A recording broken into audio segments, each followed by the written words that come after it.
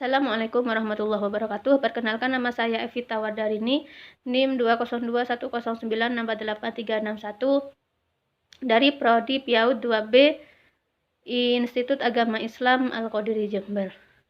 Tugas ini saya buat untuk memenuhi tugas mata kuliah tafsir Tarbawi yang diampu oleh Bapak dosen Fikri Farihin MPDI.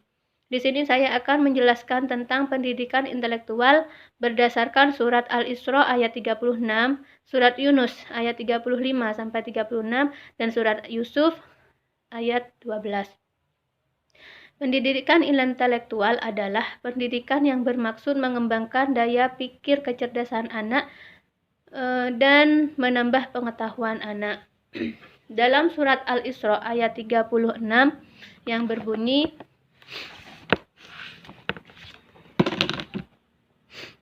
Bismillahirrahmanirrahim. Wala taqfu ma laysa laka bih ilmun. Innal mas'a wal basara wal fu'ada kullu ulaika kana anhu mas'ula.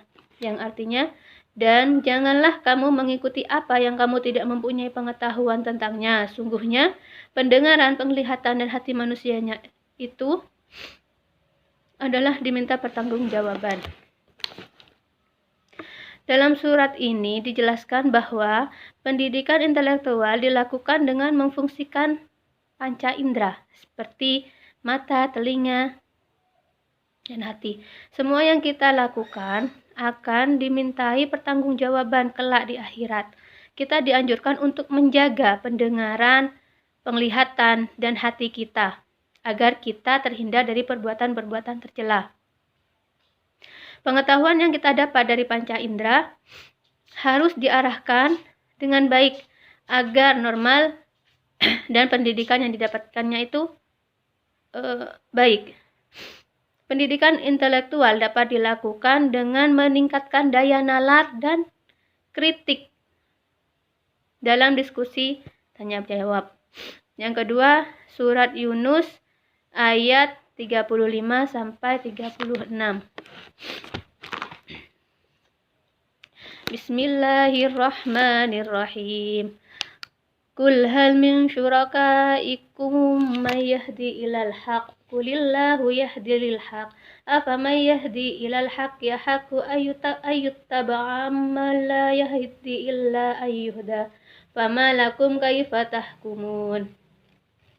Wa ma yattabi'u aktsaruhum illa dhanna inna dhanna la yughni minal haqqi shay'a innallaha 'alimun bima yaf'alun. Yang artinya, katakanlah, apakah di antara sekutu-sekutumu ada yang menunjuki kepada kebenaran? Katakanlah, Allah lah kebenaran. Allah lah yang menunjuki kepada kebenaran. Maka apakah orang-orang yang menunjuki kepada kebenaran itu lebih berhak diikuti? Ataukah orang yang tidak dapat memberi petunjuk kecuali bila diberi petunjuk? Mengapa kamu berbuat demikian? Bagaimanakah kamu mengambil keputusan? Dan kebanyakan mereka tidak mengikuti kecuali prasangka saja. Sesungguhnya persangkaan itu tidak sedikit pun berguna untuk mencapai kebenaran. Sungguhnya Allah Maha mengetahui apa yang mereka kerjakan.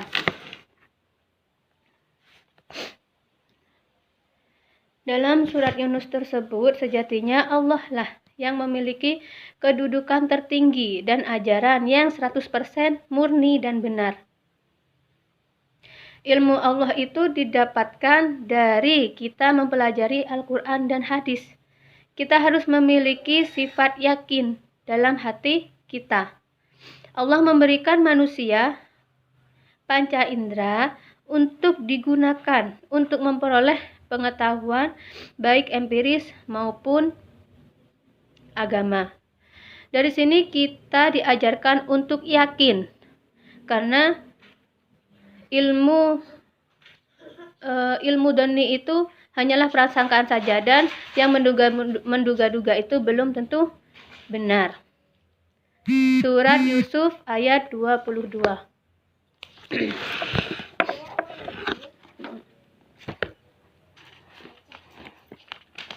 Surat Yusuf ayat 12.